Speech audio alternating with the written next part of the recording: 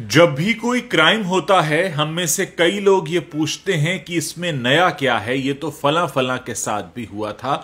लेकिन इस वीडियो में मैं आपको जो क्राइम बताने जा रहा हूं उसे सुनकर आपके कान खड़े हो जाएंगे, क्योंकि आपने अभी तक ये तो सुना था कि फोन पर किसी से ओटीपी शेयर मत करना, लेकिन ये जो अपराध अब हो रहा है, खासकर राजधानी दिल्ली में हुआ है एक शख्स के साथ, और उनके अकाउंट से करीब करीब 50 लाख रुपए चले गए। जानते हैं उनकी गलती क्या थी? उनकी गलती सिर्फ वो थी जो आप भी शायद रोजाना करते होंगे। उन्हें एक नंबर से कॉल आया, उन्होंने वो कॉल उठा लिया, वहां से कोई आवाज नहीं आई, इधर से ये हेलो हेलो कर रहे थे और चंद सेकंड के अंदर उनके अकाउंट से 50 लाख रुपया चला गया।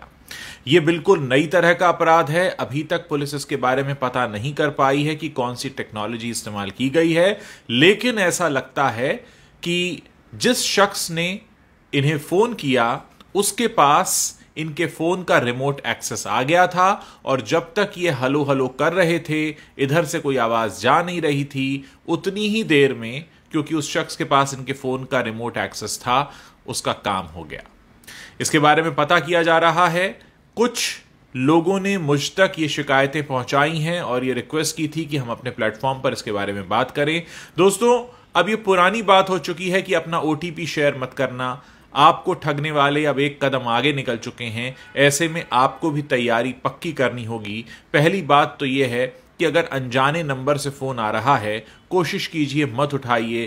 किसको अगर जरूरी आपसे काम होगा तो आपको एसएमएस कर लेगा, नहीं तो आजकल व्हाट्सएप या टेलीग्राम तो सबके फोन में होता है, वहां से कोई मैसेज आ जाएगा। क्योंकि आप नहीं जानते कि आपको आ रही ये जो मिस्ड कॉल है, जिसको आप उठाएंगे और उधर से आवाज नहीं आएगी, उतनी देर में आपके फोन से क्या कुछ हो चुका होगा। क्योंकि आपके हाथ में जो फोन है, ये फोन नहीं, असल में आपके दिल की धड़कन है।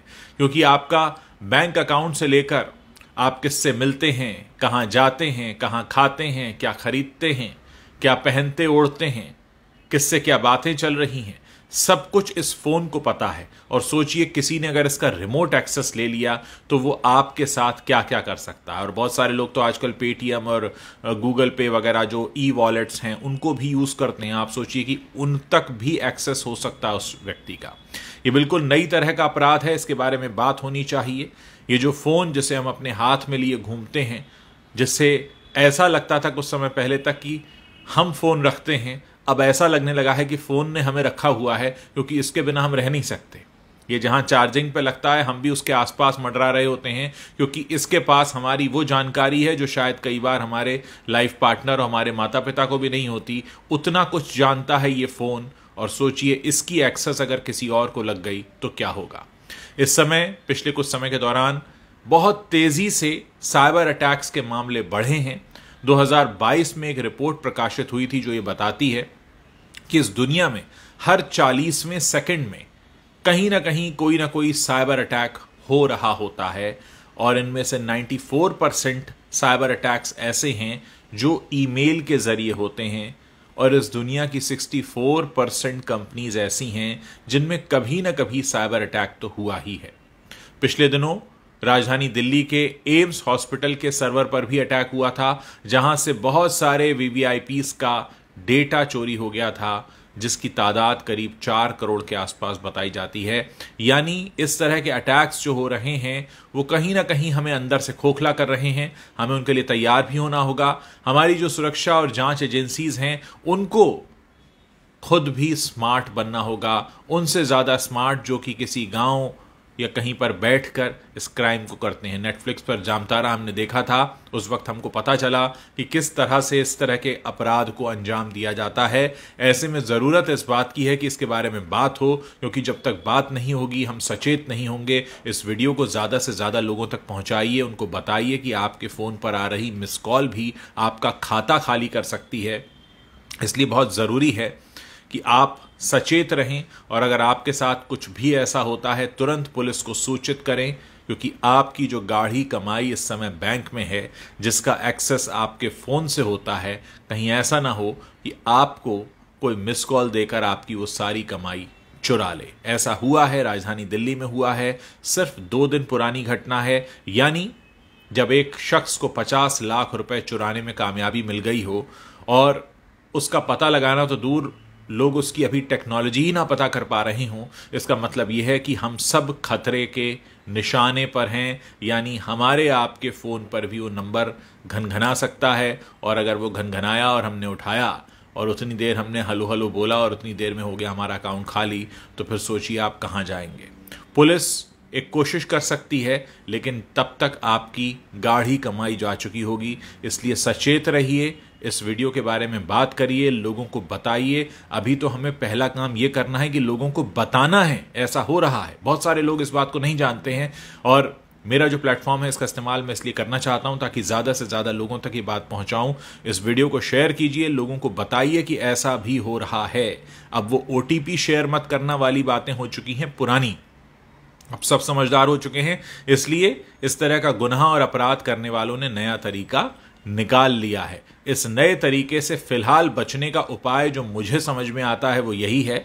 हाँ, हो सकता है आप में से बहुत सारे लोगों के लिए थोड़ा मुश्किल होगा कि जिसका भी फ़ोन आ रहा है, अगर आपको उसका नाम नहीं पता है, आपके मोबाइल में वो नंबर सेव नहीं है, तो सामने वाले शख्स को SMS करने दीजिए, सामने वाले शख्स को WhatsApp करने दीजिए। जब आप पक्की तरह से निश्चिंत हो जाएं कि जो सामने वाला शख्स आपको फ़ोन कर रहा है वो जेन्युइन है, आपके किसी जानने वाले का जानने वाला है, या आप उसका नाम पता जानते हैं, तभी वो फ़ोन कॉल उठाइए।